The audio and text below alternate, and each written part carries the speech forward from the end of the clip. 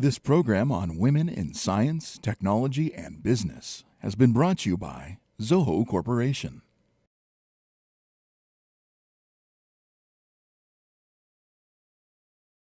Hello and welcome. I'm Kamla. My guest today is Amy Love. She's an entrepreneur and the Chief Marketing Officer at Violin Memory, a Silicon Valley-based company that is publicly traded.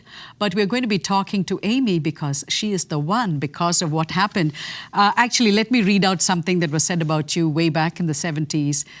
You just might be the best-known 10-year-old girl in the Bay Area, wrote Tim Hunt in Tri-Valley Herald. This was, I think, in 74, 75. Why were you known as the best little girl in the Bay Area?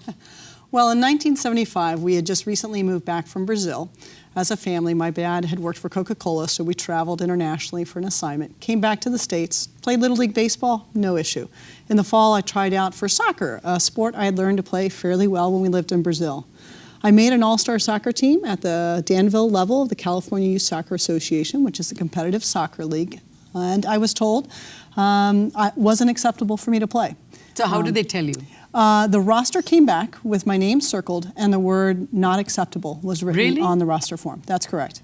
And that was publicly pasted or posted? Correct. It came back. It's part of the public court documents associated with ultimately what became a federal class action lawsuit. Because my parents sat me down and said, Amy, they've decided you can't play. And I said, why? And they said, because you're a girl. And it's one of those kind of moments, defining moments for your family, when I said, as a naive little 9-year-old, what does the fact that I'm a girl have anything to do with my ability to play soccer? You had not encountered that problem, that you were a girl when you tried for baseball and played for baseball? No, apparently when we were living in Brazil, the issue about baseball had been resolved. Little League Baseball had simply made a determination that girls were allowed to play. But in soccer, they were holding very steadfast to the perspective that girls should not play with boys. And there were no competitive sports teams available for girls in soccer during the fall season. So this was completely unbeknownst to us. I simply just tried out and simply wanted to play on the best team. Because the joke was within my family is I loved sports. I wanted to be the next Hank Aaron and I wanted to be the next Pele. So why not play on the best team that you could? So I made the team and then I was told I couldn't play. So my parents decided, along with my entire family, my older brother, myself, that this wasn't right. And so we filed a federal class action lawsuit. We really had a great group of supporters come around us. First and foremost, 2 women attorneys, recent graduates from Bolt that had started a new law firm called Equal Rights Advocates. And they're still around? They are. They're located in San Francisco, and they took on our case. And then we filed it in the federal court system because the use of the fields denoted public access, and so that was a civil rights legislation issue. And what was interesting, it was myself as well as 13 other girls who were being told they were unable to play that had made competitive teams. So we ultimately got a initial judgment to allow myself and the other 13 girls to play while it played out in the court system. At the end of the day, public opinion was swaying in our favor, but there are a couple things that really helped in the process, in addition to simply pointing out the fundamental, inalienable right that if you have the skill set and the capabilities, you should be allowed to do what you seek out to do. And that was the President of the United States Soccer Federation. Kurt Lamb came forward and said all boys and all girls should have the right to play. So he made that? He made that statement, and he sent a letter to the California Soccer Association as well as all soccer leagues across the country stating that the United States Soccer Federation believed that all girls and all boys should have the right to play soccer.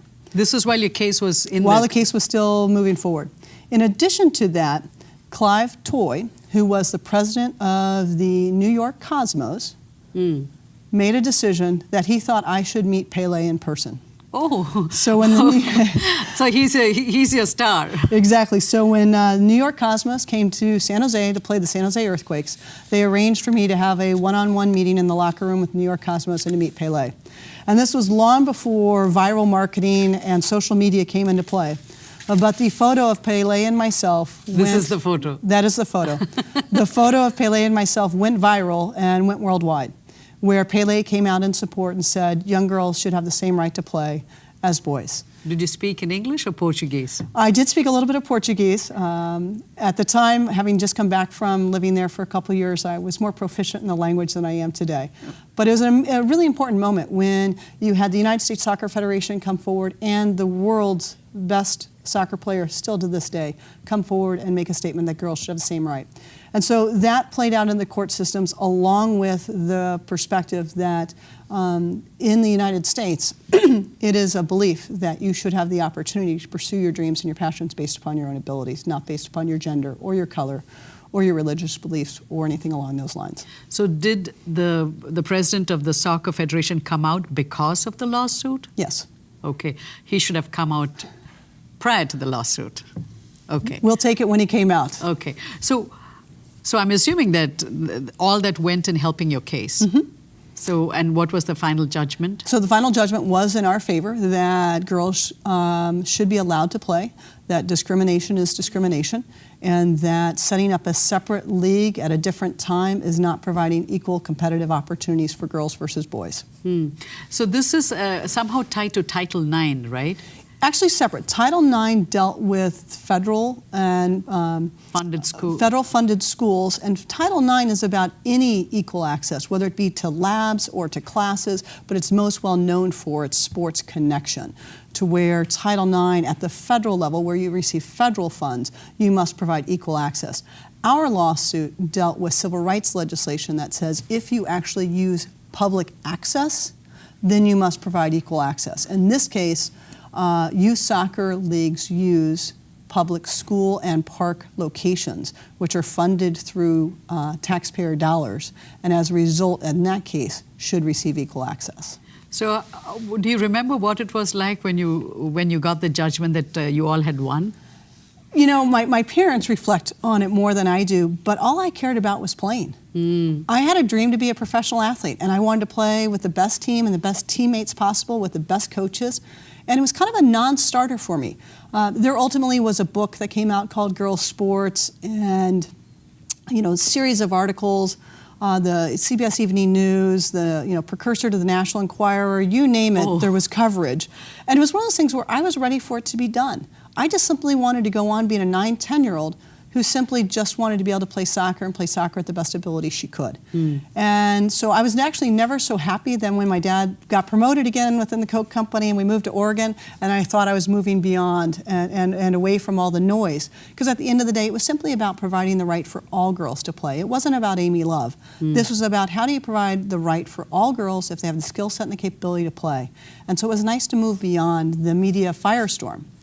What's funny with that, though, right, is 20-something years later, I end up moving back to the Bay Area, and ultimately, which I'm sure we'll get into, launching a company that has to do with women's sports, and then in the same city, town, and division, an issue around gender bias pops up again. So same San Ramon area, East Bay. Correct. Same, your old neighborhood. Correct. And in what way did this come up? So when I was in grad school, I had the opportunity to go to Harvard Business School. My undergraduate university, Texas Tech, won the national championship in basketball. And Cheryl Swoops set all the NC2A women's records. And so I wrote a business plan. Who's Cheryl Swoops? Cheryl Swoops is a women's college basketball player, first woman ever to have a shoe named after her. And so she had the Nike Air Swoops named after her. She broke every one of the collegiate records in basketball. And that was my undergraduate university. And so I wanted to follow this while I was in grad school and follow all the excitement of this phenomenal player playing in collegiate basketball. And you could get no coverage on it. So I wrote a business plan to launch a women's sports magazine, but decided... What year are we talking about? 1993. But decided the timing wasn't right. So I put it on hold, graduated from business school, came out to the Bay Area, went to work for a consulting firm, ultimately went to work for a tech firm. I was the VP of sales and marketing for a technology firm that was about to go public, and dusted off my old business plan because Sports Illustrated was saying they were going to launch a magazine. Got you. But they launched the magazine, and it had Cheryl Swoops on the cover, holding a basketball, looking very pregnant, holding a basketball with these as the headlines. The coach is a sexual predator, are young girls safe? Why I Fell for Grant Hill, and Tanya and Nancy, which was the old ice skating. Ice skating. So it was more like a National Enquirer headline. Exactly. And this was Sports Illustrated Women. And so I dusted off my old business plan, called my family up and said, I've got to launch this magazine. I've got to move forward because women's sports deserves a legitimate sports magazine covering the... Is this 95 or something? This actually became 1998. Oh, okay. So in 1998, dusted it off. And in 1999, the Contra Costa Times, a major East Bay publication in the Bay Area, wrote a front page story about the magazine and talked about my time as a youth playing soccer and the lawsuit. And a father read that article and called me up and said, "You won't believe this, Amy." And I said, "What?" And he said, "The exact same city, town, and division has voted to disband the girls' all-star team." Why? Because they didn't feel girls should be competitive at that age. This is 1998? 1999. Oh, really? Yep. Well, why girls shouldn't be competitive at that? I mean, at the age of 9 and 10? It is interesting. I really do feel oftentimes youth sports is still the last bastion of bias that is in America, because it's all based upon volunteers. And people get to bring their own perceptions, perspectives, and at times bias to play. And so I actually called up the commissioner to ensure that there were enough girls that wanted to play, that there were enough refs, that there were enough coaches, that there was enough competitive teams to play, and they said yes all the way across the board. And I asked him, "So why are we having this conversation?" And that's when he said that the parents running the league decided they did not feel girls should be competitive at that age. And so I asked him, I said, "Would you like this problem to be solved?" And he said, "Yes, I would love it to be solved." So I called up the Equal Rights Advocates, the same law firm that represented me in 1975, in 1999, still in business today in 2016. And I said, "Would you like to dust off the Love versus Steele?" Talk about a creative case name. It was Amy Love versus Ron Steele back in 1975, the commissioner for the league. They dusted off the lawsuit, sent it over there, and said, "This case has already been solved. Girls should have the right to play on competitive youth sports teams." And a week later, the team was playing. So is the team, is that issue solved now for that area? I would say For your own neighborhood? History has a tendency to repeat itself. And so I say that as of today, but who's to say what will happen 10 years from now or 20 years from now? When I published the magazine and this came forward, we did a deep look at bias in youth sports, and we came upon case upon case of situations where girls who were good enough to play on competitive sports teams were being denied, including a girl trying to play Little League Baseball down in Southern California.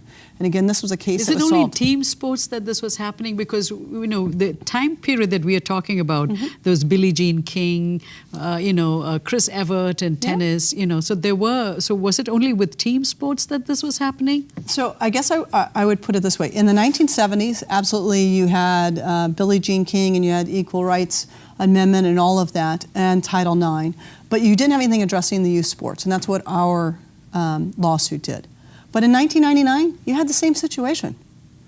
That's why my case had to be dusted off. That's why you still had issues down in Southern California.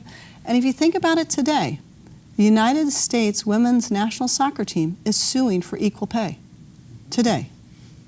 Because in fact, over the last year when the Women's World Cup was occurring, they actually generated more revenue than the men, but they are paid substantially less than the men. So as much as we might like to think that the issues of gender equity, about equal pay, whether it be in professional sports team or equal access in youth sports, or even at the corporate environment, there is still a long way for us to go. And it's important for people to have a voice. So what is that case called where the women from the soccer team are fighting for equal pay? Is that a federal case? They right now have raised their case specifically against U.S. soccer, and that's how people can look up the case. Okay. How did you get interested in sports? You know, my father worked for Coca-Cola, and Coca-Cola sponsors every sporting event imaginable. But in addition to that, my father played tennis in college, and my mom was a synchronized swimmer in college. So it was a family raised on the love and joy of what sports brings to the table. There's so many great lessons and life skills that you can learn from sports. But what got you interested in baseball and soccer? Baseball, I understand. Soccer? Well, with baseball, absolutely. When I was living in Atlanta, we had the opportunity to go see a lot of Atlanta Braves games, and Hank Aaron played for the Atlanta Braves. And he's one of the top... Yes. What a joy to see him play. He was known as the Hammer. Yes, just a love for the game and how well he played. It was also a sport that we played in the backyard and with family friends, and thoroughly enjoyed it. I didn't pick up soccer really until we moved to Brazil. And while I lived in Brazil, my older brother, David, he and his friends would play, and nobody usually wanted to play goalie. So if I wanted to play, I needed to volunteer, raise my hand. And so that's where I started learning to play goalie. So you were a goalie? I was a goalie and center forward, but I learned in Brazil to play goalie fairly well because my brother's friends wanted to play and nobody wanted to play goalie. Okay. So Why didn't you become a professional athlete then, if you were so interested in sports and said at the age of 10 that you wanted to be playing in soccer or baseball? Great question. I think life has a tendency to throw you curveballs at times, and I think it's what you take from those hurdles and how you adjust. When I was 15, I was working as a manager at McDonald's. 15? At 15, and had a slip and fall, and resulted in 2 knee surgeries and 2 back surgeries. And so as a result, my professional aspirations for sports definitely took a back burner. How did you slip and fall? There was a plastic sign put on the other side of a swinging door, and as I was taking an order out to a car, my one foot stepped on it, and I slid out from underneath it and landed flat on my back. Oh my God, that must have been horrible. Life happens, right? So you move on from that. Definitely my sports career was limited as a result of that. But what I did is I really just rechanneled that energy into other activities. I'd always had a love for business. I was heavily involved in junior achievement in high school. And when I was in college, I got heavily involved in student politics, and ultimately resulting in being the student senate president and the student body president. So again, when Cheryl Swoops represents your university and you're so directly tied to the success of that university and you have such strong affiliation and affinity for it, it's amazing how just life comes full circle. If I tried to play sports in college, I would have probably never been student body president. So it worked out just fine in terms of how it proceeded. What did your dad do at Coke? My dad was in both sales and marketing roles throughout his tenure at Coke. So you followed his footsteps? I did. I did. There's no question about it. It's funny, my father has both a law degree and an MBA. My brother has a law degree. I have an MBA. Oh, okay. So the children split. Yes. Okay. So why did you decide to go to Harvard? For me, it was the unique approach they took to the case study method that really made a difference for me. The opportunity to be put in a situation, you have to think on your feet, have done the due diligence to understand the current situation, the problem, think through alternatives, and stand before your classmates of 80 fellow section mates and defend your position about what you would do in a leadership business role, and to do that over and over and over again for 2 straight years was a real life learning an environment that I thought I would thrive in, and thoroughly enjoyed my time there. Did you deliberately select Harvard, or were there other schools that you had in your mind? So I was looking at, I applied to 3 schools. There were 2 primary schools I was looking at, one of which was Northwestern, which is where Philip Kotler, the founder of marketing and the 4 Ps, taught, and Harvard. But ultimately made the decision that the case study method was the right choice for me. And your dad, where did he do his MBA? He did his MBA at Wharton. Oh, so you didn't want to go to his... Did not want to go to Wharton. Why? At the time, I was living in Texas, and the East Coast, if it hadn't been Harvard, it was already enough of a shift for me to go to an East Coast school. I like to point out my second year at Harvard, we had 180 inches of snow, and this Texan had a little bit of acclimation to do. So. Okay, so after you finished your studies at Harvard, you joined Procter & Gamble? No, I started off with Procter & Gamble after undergrad. Okay. So graduated from Texas Tech, went to work for Procter & Gamble, then went to business school after a few years, and then came out and went to work for Booz Allen Hamilton, a management consulting firm specializing in their marketing intensive practice. And what was your involvement with PERT Plus? So the shampoo that we all use. Yes. So PERT Plus, it was all about how do you create the combination of a 2-in-1 shampoo. That was the first shampoo to move forward with the 2-in-1 technology. And that's really a hallmark of P&G, right? Invest so heavily in the brand technology and its efficacy and what it does, and then take it forward to where you leverage sales and marketing teams to effectively reach out to your consumers. So what did you learn at working with the PERT Plus campaign? Across the board, my tenure at P&G was all about the foundation of the important role that marketing can play. You need to have as I think of technology companies today, you've got to have a very strong product that either meets a specific need or uncovers new market opportunities. But at the end of the day, you've got to be able to effectively tell that story in a way that resonates with your target audience. And there's so much in consumer marketing that is directly applicable to business marketing, because at the end of the day, you're still dealing with people, and you've got to bring it down to where it resonates to them of what the value proposition is and is their trust and credibility. P&G has done a phenomenal job throughout its history as a company of establishing trust and credibility with its target audience. And B2B marketplaces have to do the same thing, especially in light of today's internet, where your B2B buyers typically are 70% the way through a buying cycle before they even talk to a salesperson ever. So the role of marketing in today's digital environment to create brand awareness and thought leadership and to influence the network of individuals who make decisions and can influence buyers has never been more important than it is today. So that's the learnings that you bring to your current position. Absolutely. From the consumer market, where you also have to generate demand. Correct. It's just not marketing, but there's also money coming back from those marketing campaigns. Right. I like to put it as the role of marketing today really has 5 key components. It's brand awareness, thought leadership, lead generation, demand generation, and sales enablement. All 5 of those pieces must come into play in any type of campaign you do. There may be different points of strength depending upon what you're doing with each of those, but it is in fact about how do you take this technological product set environment and communicate it in a way that the buyer themselves can see the reason for the purchase or the use, the return on investment, the acceleration of product development, the opportunity to make a competitive end around. Those elements are essential, and marketers today, through leveraging digital, must follow and approach all 5 of those steps in the process to effectively have a campaign that will have impact. You have very clear ideas on marketing. Let's go back to real sports. Okay. So you were at Booz Hamilton? I was at Booz Allen Hamilton, and then I became the VP of Sales and Marketing for Navtech. If you ever used MapQuest, you would have seen Navtech on board, which was a global It was brand. a happening company. It was a global brand I put in place in 1995 that was still in place more than 20 years later, which again goes back to great lessons you learn at P&G. You can apply in a B2B environment, is a well thought out brand that effectively conveys its value proposition to the audience, can stand the test of time. And so that was the first real test I had of being able to take a consumer mindset and lessons and learnings into a B2B environment. And I did that when I was the VP of Marketing and Sales for Navtech. I remember seeing Navtech at Consumer Electronics show. Yes. And I think you had TomTom and Navtech. Yep. Those were the 2 players. Yep. And at one point it was a big deal.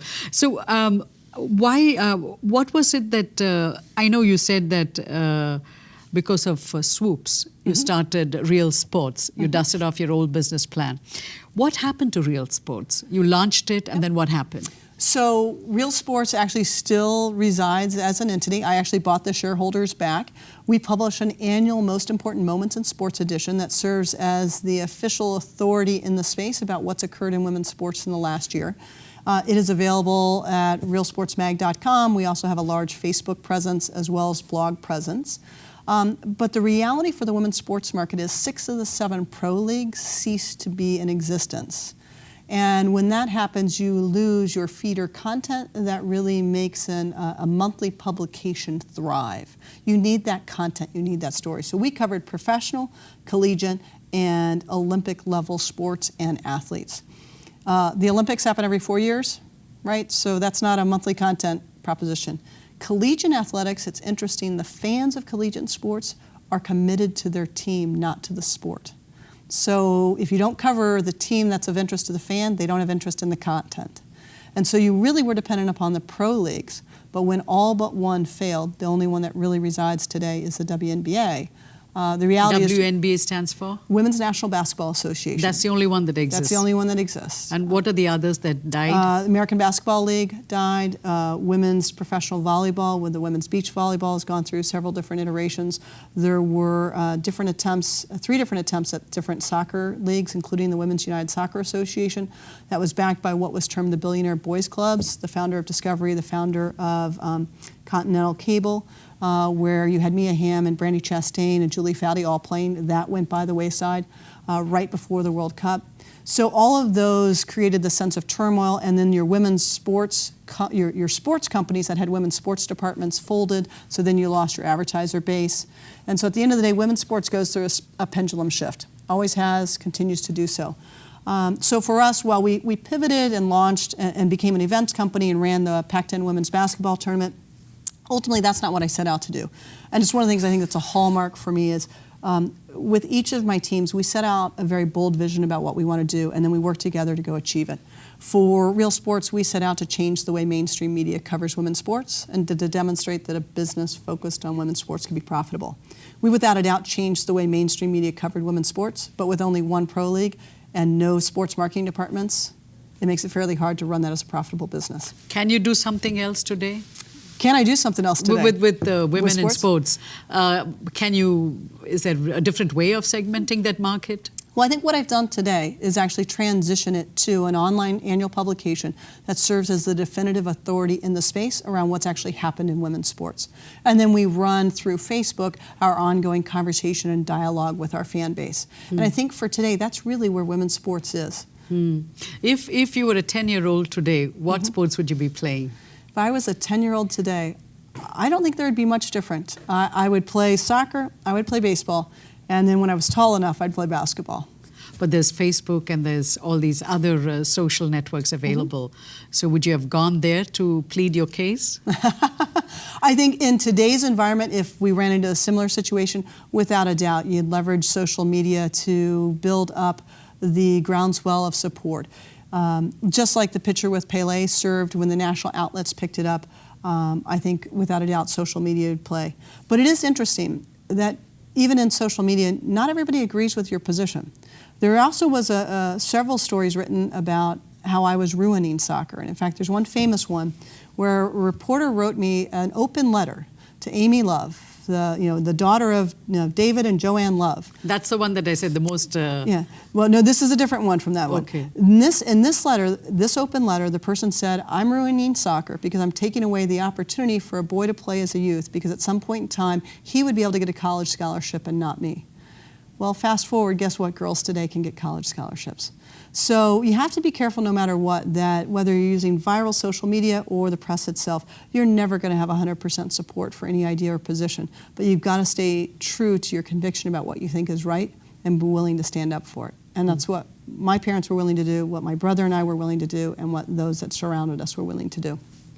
Really quickly, because we have less than a minute, what are your thoughts on social media today? Because you're chief of marketing at Violin Memory and you probably use social media. Absolutely. I think social media is a phenomenal tool when used for good and can be a tool that can really bring negativity up as well. Okay, so it's got pluses and minuses. It does. My last question, you're a mother of a young daughter. I am. What is her favorite sport? Maddie's favorite sport is swimming right now. Oh, she's taken after a granny. She is. Her favorite sport is swimming, but I would actually say her favorite thing is actually reading. Really? And so it's all I can do to encourage what her passion is. And her passion to date hasn't been sports. Her passion today is reading. And it's a joy as a mom to encourage that, which is unique to her, and it's reading. So she reaches out for books? Absolutely. We are officially the most well-read family out of the Los Gatos Library with the number of books she has checked out. Really? And I give many thanks to our nanny who actually helps to facilitate that as well. And so she goes and picks the books from the library? She does. They actually go online and they review what books are available and she makes the selections about which ones she wants to read. No Kindle for her? Not as of yet. Why? I think it's important to have a tactile perspective and to curl up with a book and feel a connection. There's plenty of time for her to engage in the digital environment. She'll peek a view at a video here and there, but for the most part, we're all about being outdoors, reading books, being part of a conversation. And as a 3-year-old, she can carry on a conversation as well as anyone I know. And she met the president? She did. What did she say? She practiced her speech, which was, "Hello, Mr. President. It's a pleasure to meet you." What did he say? He was smiling and almost, I think, in shock. And I must admit, it was actually President Clinton, so it was a past president. Okay. Thank you so much, Amy, for stopping by and talking to us. My pleasure. Thank you. And thank you for watching. We'll be back again with another episode. If you missed any of our shows, you can watch them on our YouTube channel.